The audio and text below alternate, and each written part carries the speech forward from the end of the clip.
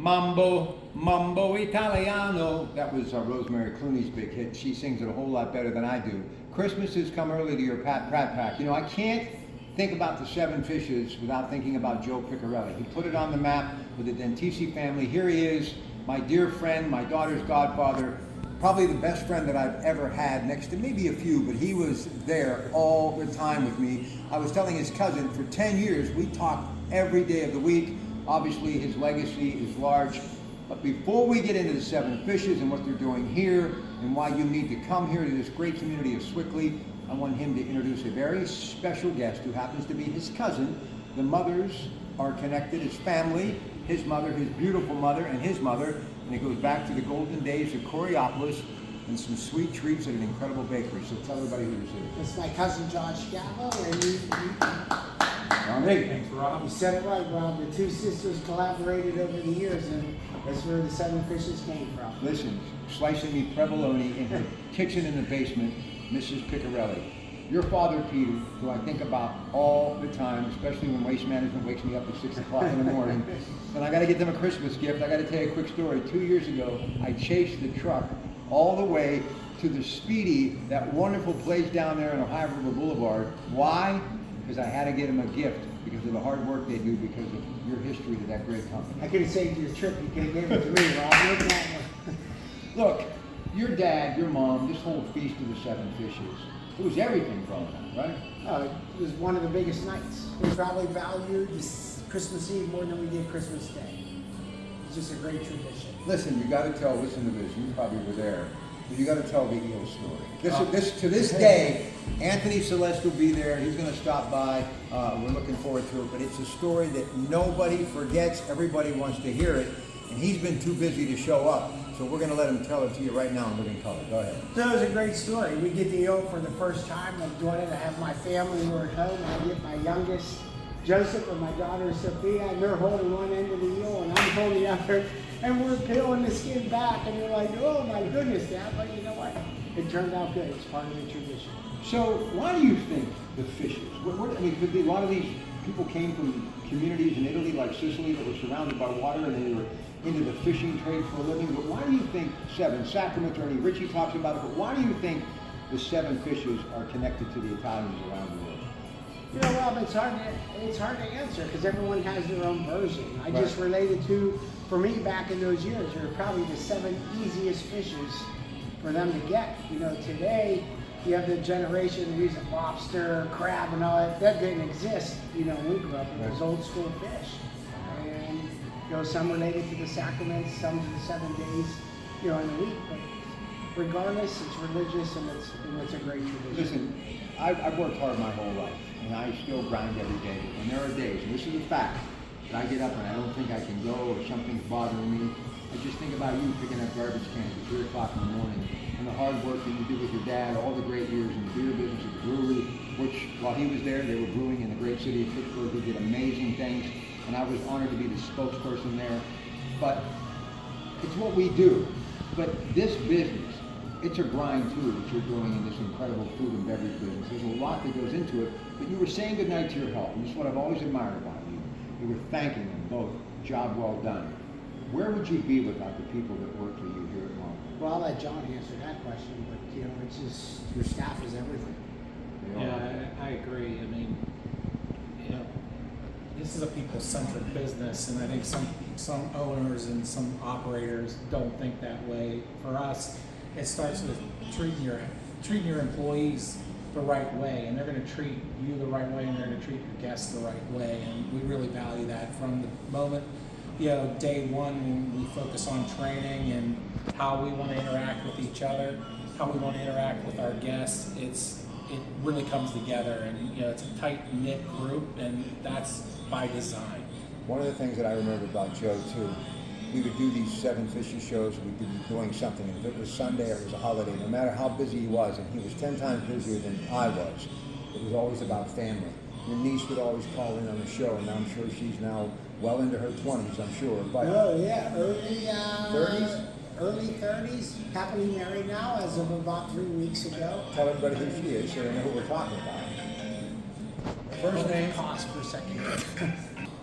Francesca, that was her name. Francesca. Yes. Thank you, Joe. We took a little pause and he brought back some good memories. So sweet, but that's just so much a part of what this whole familia thing is about. And we always used to say, and we still say to this day, you don't have to be Italian, but you got to keep family near and dear. And as you were a young guy, newly married to your beautiful wife, Nicole, your kids were in diapers just growing up. It was important. Is it still as important today as it was then? Oh, absolutely. No doubt. And I always tell everyone, probably one of the best things that ever came out of COVID was everyone just staying home with the family. You're right. Couldn't go anywhere. It was just a great time that year to be in the family and have everyone with you. And I think it needs to be more like that. Joe Dentisi, who passed away, of course, that's Coons Market. I was with Jody earlier tonight, the CEO. Her son Frank, we did a little video to promote. You always really admired him, and he always really admired you. And it was more than just an Italian thing, but I think he saw a lot of himself in you as a young businessman, determined to make things work. And you did make it work through some tough times. Why do you think there was that admiration in between you and me? Because there was a big amount of it. Well, I looked at Joe as Joe looked at me. I mean, we really came from nothing. All we had in the common denominator was hard work. Right. And that was it. And I think it was a great thing, and we respected each other. And obviously, we took our Italian heritage, very seriously, and we like telling the stories. And how many years? Well, we did this show, you, myself, and Joe, many years. Listen, I'm going to tell you right now, and I'm not just saying this because you're sitting here. You mean everything to me. You're like a brother to me. And if it wasn't for you and Joe Dentisi, Ernie Velazzi started it. Ernie Ritchie is a huge part of it. Absolutely. Anthony Celeste, major part of it. But you and Joe Dentisi are the real reason why this show is still going strong 3 decades plus later. You took it to the next level because I'm just a little a part of Italian, like 25%. We didn't have any fish but McFish. I mean, I didn't know any of this stuff. So you taught me all of this stuff. And I think because I'm able to tell stories, it just escalated, but it really was you who put this thing on the launching pad, and I'll always be grateful for that. But it's really just about keeping your family together. So your family has a baby. Tell me the story of your mom and dad. So, our mothers, they came over to this country when they were young. My mother was 7. I think your mother was 12. Yeah, my father came over when he was 15. So, true, typical Italian immigrant story.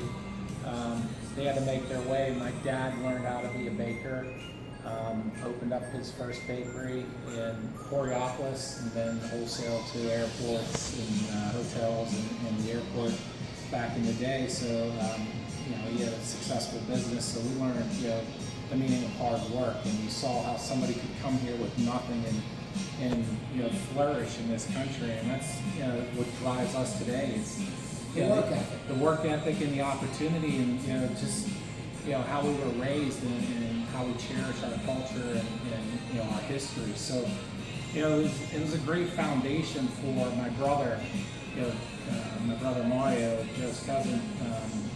For all of us growing up, seeing his father, my father, our parents just doing what they needed to do to take care of their family and make that American dream happen. Well, Tony Celeste, your dear friend, his parents, same thing, right? Absolutely, all from the same hometown here. Well, let me tell you a couple of other lessons that you've taught me in life. And believe me, you've schooled me, and I haven't missed one class. I would take Joe after his dad died, and his dad was everything to me. I remember he was sick at Sewickley Hospital, but he still got up to sit on the edge of the bed to greet me when he really had no strength to do anything. And I'll never forget that. I love this guy. But after he died, when you were going through a lot of business things that were happening, making major decisions, we would go to the cemetery. And you'd say, just let me visit my dad for a few minutes, I'll be right out. And I'd go.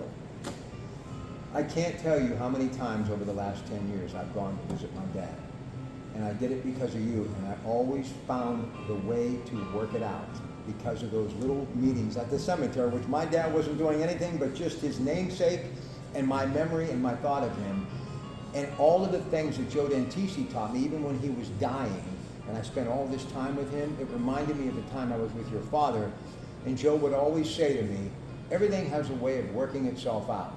And no matter how desperate times are, you overcome. Right, and things have a way of working themselves out. But if anybody knew how to create something out of nothing, I want to talk about your dad. And your mom was the driving force behind it all. Your sister, He wouldn't give her the credit for that. listen, She deserves all the credit. I know she does. Listen, but I remember when we were at his viewing in Coraopolis, all the people that were coming in. You'd have thought he was the mayor, he was the chief of police. The guy picked up the trash. But they loved this guy. And how your sisters and you'd be making out bills, you know, using your index fingers, typing up bills, and that was the conglomerate, that was the corporation that eventually would get bought out by the best, you know, Waste Management. I mean, I love the trucks, I love everything about them. Because I remember you telling me these stories and your school teachers at Moon Township. Now, Joseph, listen to this about your dad. How they would let you sleep sometimes because you had been up for 5 hours before, hauling trash. You always found a way to get a passing grade. But all you ever knew was hard work. And to this day, when I'm driving down 65 at 4 in the morning, and I'm on time, going to work, and it's snowing outside, and I'm like, ah, here we go again. I go, you're not picking up tin trash cans like Joe Piccarelli. You're not reeling some big machine down an alley with cars literally in snowbanks. So get over it. You think all of that really was the starting point for you to be who you are today, and how you've instilled in Sophia and Peter and Joseph? I mean, Joseph's here washing dishes tonight. I'd be lucky to get my kids to take their dishes to the sink. I'm just kidding. He didn't have a choice. Oh, believe me, I get it. Your dad only had to say it once. You know what I mean? I think it has a lot to do. At the end of the day, it always gets back to the family unit. Right. And I think the more successful the family unit is, the more successful each individual that breaks away from it becomes. And there's no two ways about it. It's not formula, it's not theory, it's reality. You know, but you're living my dream. You understand that? I don't know about that. I love I was the- doing dishes tonight. Yeah, so but, you're but listen, doing dishes. I also remember you jumping into a cab of a tractor trailer to show me how you could shift gears without hitting the clutch. Yeah, and that's true. I never forgot that. But I love this business. It's all about people. So let's talk about Mambo Italiano, 424 Walnut. I love what you do, and I hear nothing but rave reviews. This place, and being that we're talking the Feast of the Seven Fishes, this place has a lot of history to it, and you guys have really got this thing going in the right direction. You first, Joe. Well, I think it gets back to what John said. It's the staff that helps us become successful. One person can only do so much, but it's a lot of time and effort, and John will tell you. I mean, very selective on the staff. We're now to the position where we try to make sure everyone has a great experience when they come in here. What about the, go ahead, Joe. No. And sometimes the experience isn't for everyone, you know, but we do the best that we can. I know when it comes to food, I've been to your house, and there's no complaints. Talk about the food. Obviously, you think Italian food, but what all do you do? I think, you know, the best way to sum it up is, you know, we're bringing our passion to life with our food and our family recipes. I mean, we spent a lot of time before we opened really kind of discussing, you know, the great family recipes, you know, that we wanted to put on the menu. And, you know, then we spent a lot of time talking to our executive chef. You know, I'd be remiss without mentioning Rob's name, Rob Lagerman, and, you know, His assistant. and his assistant is Chef Dan Eaton. You know, They make it happen. these two guys are the linchpin. I mean, they're remarkable. The food, you know, their passion around, you know, making great meals for our guests. They're just, yeah, they're second to none. I mean, we're very fortunate, I'll say that. But for us, the menu was simple. You know, some people that we were talking to early on were challenging us, oh, you can't put something on the menu that you like. And we're like, why not? We have some really great family recipes that we think people would love and we would love to share with them, and that's how we constructed the menu. If you look at our menu, Rob, you know, we were deliberate in how we wrote the descriptions because, you know, for us, La Dolce Vita, that sweet life, our tagline here is real. We want people to come in and enjoy that sweet life, enjoy conversation, enjoy great food, and feel the passion that we're bringing every day to the business and our team's bringing as well, and that's how we constructed the menu. Here's what I love about Sewickley. You can walk up to this place. There are a lot of people that pour out of those buildings that they work in every day. You've got a main street that's thriving. It was like a magical experience rolling down the street here. For many years, I did a television show, one of many at Heritage Valley, Norm Midtree. That's an incredible hospital. This is everything you'd want in a community. Great school systems, obviously places of faith, people from all walks of life, working class people like us, and doctors, lawyers, dentists, and everything. Hey, and given everything that's going on everywhere else, I tell them, come to Sewickley where it's safe. Yeah, and you still got one of the best police departments, and I want to thank each and every one of them. Now, listen, I'll stop over the hill to 7-Eleven many days, down there on Highway Boulevard. I see more people that I know, they come over, they're friendly. Every time I've been in this community, get a cup of coffee at Starbucks. I absolutely love it. And in closing, in the end, it's... I'm glad you get Starbucks. I can't afford it, but that's okay. I knew he was going to say that. And I got to tell you one thing. So, simple lesson in life. My friend Roger, okay, Yeah. who I love, he said, "You want to save money? Let me give you some advice. We're doing a show." He said, "You ever think about how much you spend on coffee every day?" I said, "Yeah, $5, $6, $7." So I stopped doing that. You'd be surprised how much money I've saved. The things that Joe Dentisi used to tell me all the time. Let's just be honest here tonight. Give me some of that money. What are you doing with all that money? And I got to tell you, Joe, it took a while. My head's been pounded off the concrete a little bit. But I'm doing really good now because of all the lessons that you taught me and others through life, and Mr. Dentisi. So many great lessons. I was going to say you can come here, I'll charge you half. But it does come down to everything. So you got to talk about your wife, Nicole, because I ran into her at our beloved Ernie Ritchie's father's funeral. She looks like a movie star. She's still putting up with you. But you knew, I remember telling me the story, because I actually met you. You were getting ready to get married. Yeah. And we were talking about the mural downtown. I got a hold of you, you got a hold of me. And it just became a brotherly love that still exists today, even though we don't see each other as much. She's been the rock of this whole thing, too. Absolutely, she has the patience. I'm never home. You're always In working. this business, Joe, I remember Joe Ciro when I worked at Ciro's Top of the Mall. Came out of Youngstown, you know, the Ferry family, building malls, all that stuff. We would go from 11 o'clock in the morning till 2 in the morning. And I got to tell you, I love every single minute of it. There's nothing like that instant gratification of seeing somebody that you watch them smile, they enjoy your meal, and at the end of the night, they'll come over and say, you know, that was a great meal. That's what it's all Yeah. about.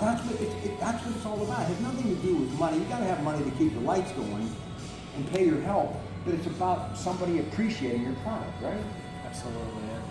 That makes this all much sweeter for us. You know, when people tell you, you know, without even soliciting from them, you know, that they had a great meal. This reminds me of their grandparents. It brings up a memory for them, a positive memory, and we just smile every time you get those types of compliments. If I don't do this before we go, your mother, your favorite meal she used to prepare for you when you were a kid, and you could eat all those calories because you were lifting all those trash cans. I would probably say it was their homemade pasta she made with a meat sauce. That was Best. the best. Listen, I'll leave you with this, cuz. All I do, I think about you all the time. Look, I got to tell you, it's been a long time since you and I've said. No, I know. Listen, many nights, Christmas, the guy who had it all, on top of the world, crying tears like a baby, driving through choreopolis just to feel the family again, you know? It does really come down to family, and you just don't know day to day, so you got to make the most and embrace them while you can. But isn't it amazing, the older you get, the simpler things of your life, those meals, those Sunday get-togethers, church service, you know, that first date with the woman you would fall in love with, your children, everything, your birthday. I saw a gentleman on the porch, had a little baby out tonight in Sewickley, just trying to calm it down a little bit, get some fresh air. And I wanted to say, these are the greatest days of your life. It goes by so quick. It does. So you got to sit down and have a meal and relax with the family once in a while. That's what it's about. Thank you, Joseph. Thank you, Rob. Thank you, John. Thank you, Rob. Next time maybe I can actually eat, but I'm back in shape. Ah, I'm ready to eat some pasta. Hey, You've you come to got the it? No, right. he's not done. You've come to the right place. He's still rolling. Tell them how great when we used to call the fights. Could I tell you something about that? Teddy Arnaud, my dear friend, who still does Black and Gold Sunday, he gave us the opportunity to put the very first boxing matches on the radio in 50 years, blow by blow. I mean, and I had that dubious distinction of being on KDK, but we also did a bunch of television stuff. Oh yeah, ESPN too. Then we started doing one there. And Joe actually was a color commentator, and you were excellent at it. And I got to tell you who I ran into, and I actually had a chance to do. You remember Jimmy Sewickley? Yeah. Who you did all. All the Iron City Listen. boxing. I'm just going to tell it the way it is. Joe Piccarelli did more. Tony Ferrara with Iron City Pittsburgh Brewing. They contributed. They helped everyone. Free beer went out to everyone. But Jimmy Sewickley meant so much to me because of what he did for these young kids. And now his name is living on in that 3rd Street boxing gym. I went down after a long day because of my love for him and Iron City and you and Tony. And Paul Spatafor has a book out now. Oh, does he? So I had to track him down in Manchester, one of my favorite places of the North Side. And I go in, and he comes out and we did an interview, and it was like so joyful, and I just kept thinking, what a great time when the Oktoberfest, and he was the champion of the world, and you guys wrote a big check, and he was promoting Iron City. HBO series. I know. Yeah. The things that you did with that beer. So I'm going to ask you, because I still promote it. No one's paying me. Every time I'm in the Coons Market Cafe, McKnight Road and Banksville Road, stop in. We'd love to see you. That still has to be surreal to you, a young kid who grew up slinging trash cans, working your butt off, that you ended up owning that iconic company. And I used to sit in his office, and there was a picture of Bob Prince on the wall. And I used to think, somebody's going to tell these people, why is this kid the spokesperson for Pittsburgh Brewing, when the only other person who was ever identified with it, other than Paul Alexander, who did Icy Light and did a great job, was me, because of you. And do you know, I never have ever forgot that. No, those were great times. Everyone did whatever they had to do to promote local. Yeah, but you did it, but see, you're doing it now, so... Just listen to me. I hear nothing but compliments of the food. And when I went into 424 Walnut tonight, it was like cheers. I walked in, there were people, young and old alike, sitting at the bar, eating appetizers, drinking fine wine and good spirits, and just talking, and the city of Sewickley illuminating in the background. It's a picture postcard. So you really are living a wonderful life right now. most of the time. But See, it's a he wonderful can't life. take a compliment. He can't take a listen. compliment. It comes with hard work. You reap what you sow. You know what else I learned you told me to do? Listen. You may learn something. I always tell. What do I tell you, Joseph? Listen. Yeah. I listen. John, you got to see this guy in the speed bag. Boxing. Listen. He's the best. You know why I You listen? should see. You know why I listen? Because I have no one to talk to. Ah. Listen, I love you. Thank you. It's a pleasure meeting you. pleasure. Well, I'm Joseph, glad you came. Sorry it was don't audacious jump. tonight. Okay, relax. Until next time, tell them when you're open and all that good stuff, then we're going to go. So we're open Tuesday through Sunday, 4 o'clock to 8 o'clock every day. And every day all the pasta's homemade. We make our own fresh mozzarella, pizza dough made fresh, desserts made with love, no calories. The best mozzarella in Allegheny County and the surrounding tri-state. It's your Pratte Pack. Mambo Italiano, the Feast of the Seven Fishes, Sunday, Coons Market. Come one, come all. We'd love to see you. Good night. Ciao.